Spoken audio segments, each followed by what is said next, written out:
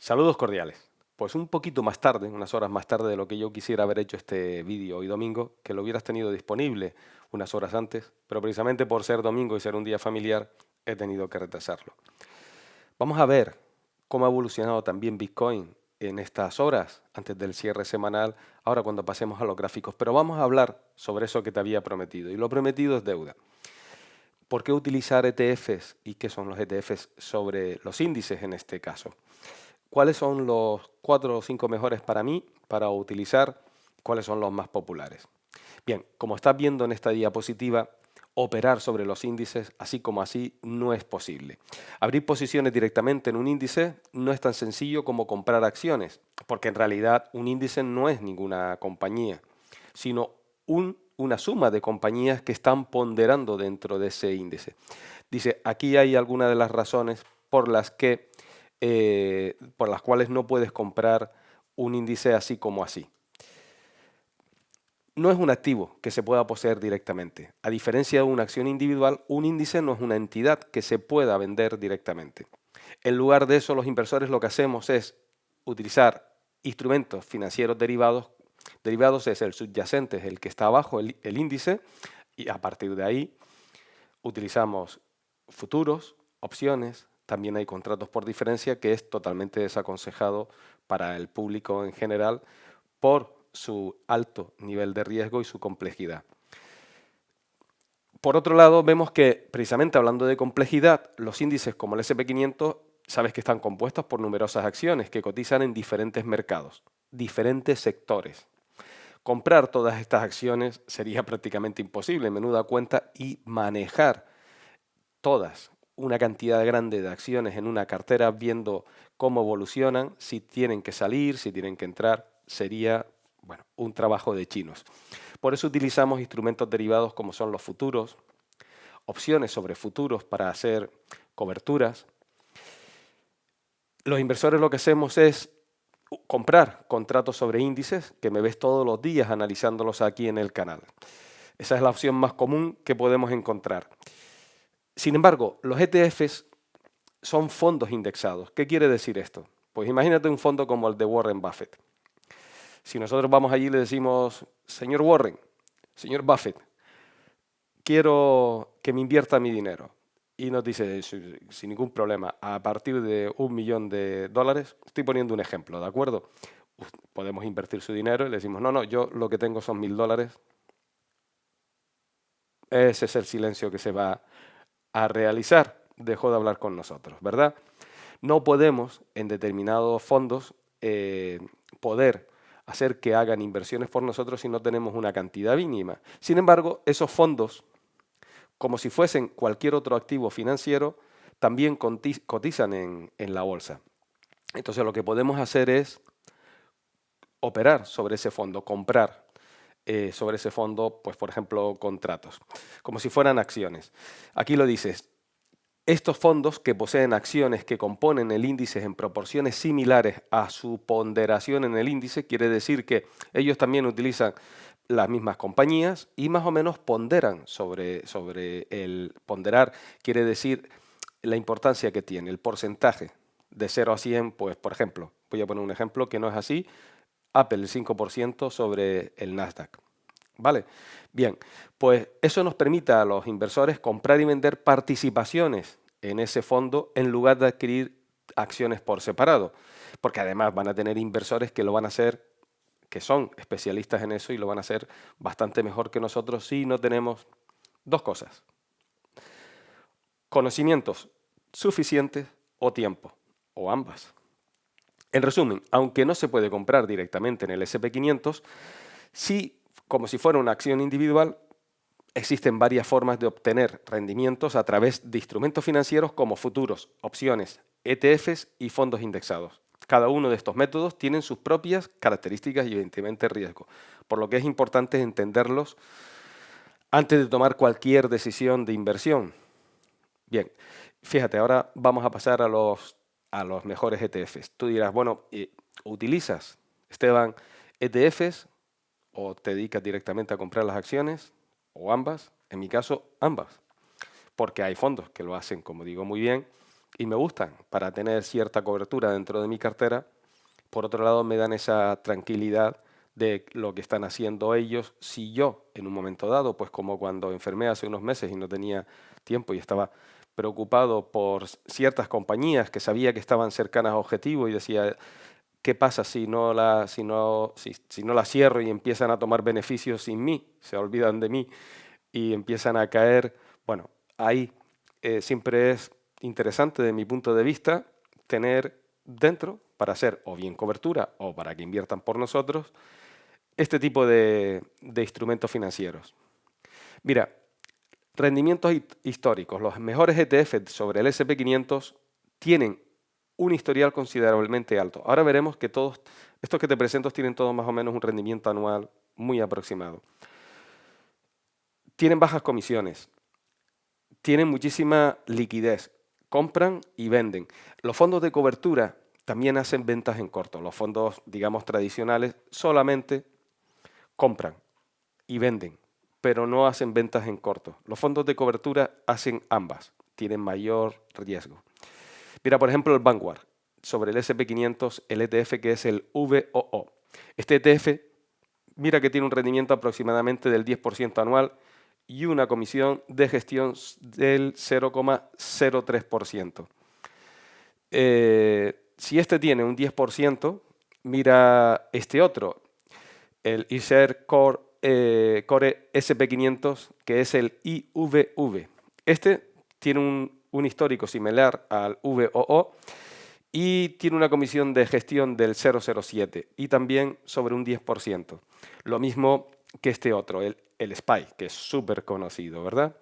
Un rendimiento aproximadamente anual de un 10% y su comisión es del 0,09. El Invesco, el IVW, tiene un rendimiento histórico, pues igual, de un 10% anual y un 0,05. Uno se pone a compararlos en los gráficos y ves que más o menos están por ahí. Aquí tienes otro. No te voy a decir el ticker, pero lo estás viendo porque parece una palabrota, ¿verdad? Tiene un rendimiento histórico aproximadamente de un 10% anual y una comisión del 0,03. Ahí es donde más o menos están. Pero en todos más o menos manejan las mismas cantidades de acciones, tienen un estilo muy similar de estrategia. En fin, aquí debajo vemos que el SPY tiene un 10%, etcétera. Bueno, este es uno de los ETFs, precisamente el SPY, de los más conocidos, estos son de los más populares, más grandes y líquidos que sigue el S&P 500. Es conocido precisamente por replicarlo muy estrechamente el rendimiento del índice y es ampliamente utilizado por los inversores institucionales y minoristas. En este último caso nosotros. El IVV es también muy popular, intentan ganarle siempre al S&P 500, pero siguiéndolo. Ofrece una exposición amplia al mercado de acciones de Estados Unidos y tiene bajos costes de administración. El Vanguard S&P 500, el VOO, este es conocido porque tiene bajas tarifas y también tiene un rendimiento que sigue al S&P 500 muy similar. Y bueno, aquí ves el Invesco, el triple Q, que es muy, muy, muy conocido también, aunque no sigue directamente al S&P 500, pero rastrea al Nasdaq, que incluye muchas de las mayores acciones tecnológicas, para que tengas otra opción, ¿verdad? Puede ser una opción para aquellos que desean una exposición más concentrada en el sector tecnológico. Bueno, por ejemplo, el SPY. Aquí estás viendo el gráfico, que vamos a pasar a verlo ahora, pero fíjate cómo desde la caída de la pandemia, pues como la mayoría de los activos en la serie semanal, ha dejado hasta 2022, hasta noviembre de 2022, o principio de 2022, una primera fase, una segunda, y ahora va rumbo a la tercera. Ya daba entrada, pero son, en este caso, estos ETFs, son modelos para invertir, que uno entra en cualquier momento. Dices, tengo dinero, tengo disponibilidad, no están en una pauta bajista o no están en una fase correctiva. Pues para adentro el dinero, si considero que están en una buena zona. Vamos a verlo, por ejemplo, en el gráfico. Aquí, por ejemplo, el SPY, que lo acabamos de ver hace un momento, pues ya lo ves. Tenemos una primera fase desde aquí abajo, una segunda fase correctiva, corrigió un 50% de toda la primera fase y a partir de ahí, bueno, pues va en una tercera. Por aquí hay un momento de compra. Si lo vamos a mirar técnicamente, si yo lo miro con mi estrategia, a partir de por aquí sería mi momento de compra. Y hubiese sido, sobre todo, voy a quitar todo esto de por aquí, pues hace aproximadamente 2-3 semanas. Por lo tanto, puede estar en un momento de compra. Eso sí, lo más probable es que al llegar ahora hasta esta zona, donde estamos viendo, pues pueda tener un momentito, porque aquí se opera contra, digamos, el SPY, contra los ETFs también, podríamos ver que puedan tener una venta, una toma de beneficios desde esta zona, pero que se puede. Y este en concreto son $459 su precio actualmente, si queremos participar en él. Este era otro, el IVV, también lo estamos viendo en la serie semanal.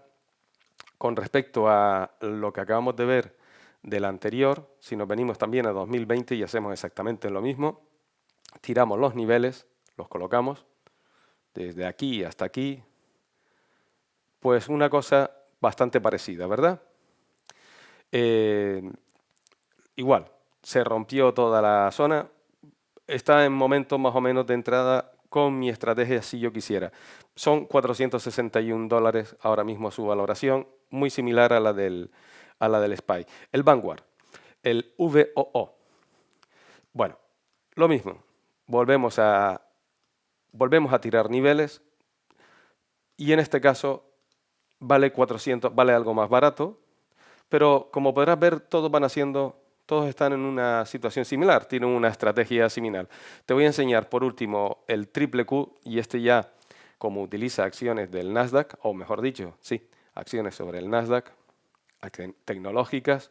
Bueno, si yo fuese a cogerla, este tuvo una caída también como la pandemia, pero fíjate, es diferente porque su mínimo no traspasó demasiados mínimos anteriores. Se quedó por esta zona de por aquí y también está pues, en un momento para invertir en él, ir a buscar niveles superiores. De esta manera estaríamos como participando en el SP500.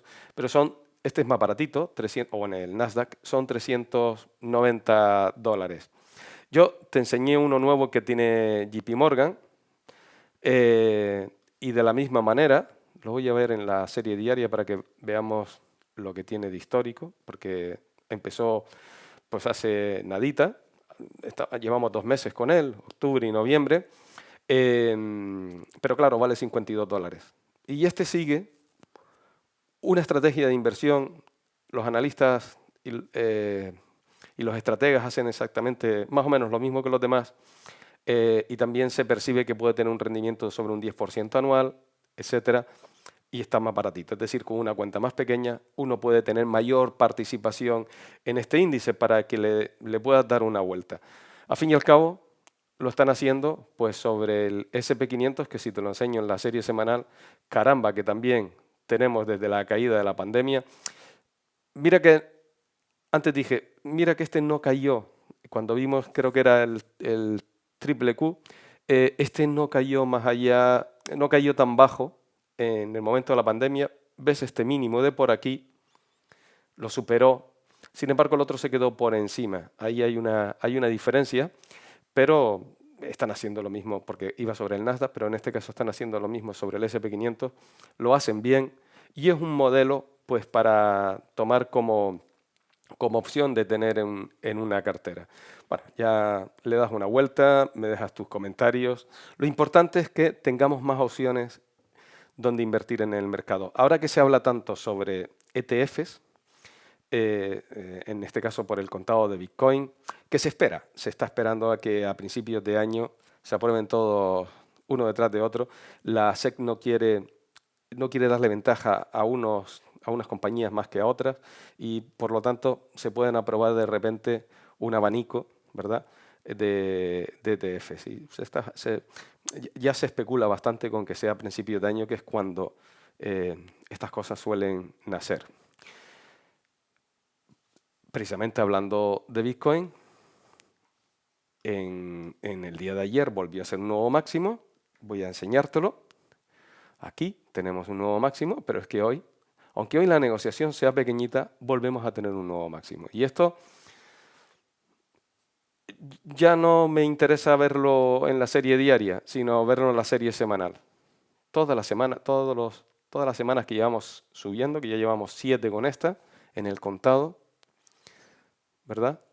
Eh, y es Llevamos 3 cerrando por encima de los 36.425 y este ya es un cierre bastante destacado. Pero esto lo voy a analizar luego. Sí que voy a hacer un vídeo antes de que cierre, 4 o 5 horas antes de que cierre la semana en el canal de Bitcoin hoy. Bueno, espero que te haya parecido interesante. Lo he tenido que contar rapidito para no gastar muchísimo tiempo de todos. eh, Acabando ya la semana. Porque además esta semana que comienza en España tenemos un puente, ¿verdad? Es decir, el miércoles es festivo, el viernes es festivo, tendremos vídeos, pero en España pues la cosa va a estar como más relajada y queremos aprovechar, ¿verdad? Bueno, espero tus comentarios como siempre, a ver si he acertado con el contenido y ha parecido interesante. Será más y mejor. Nos vemos mañana, arranque de semana. Te contaré mañana en el primer vídeo aquí que ha dicho Powell, cómo nos va a afectar. Un saludo.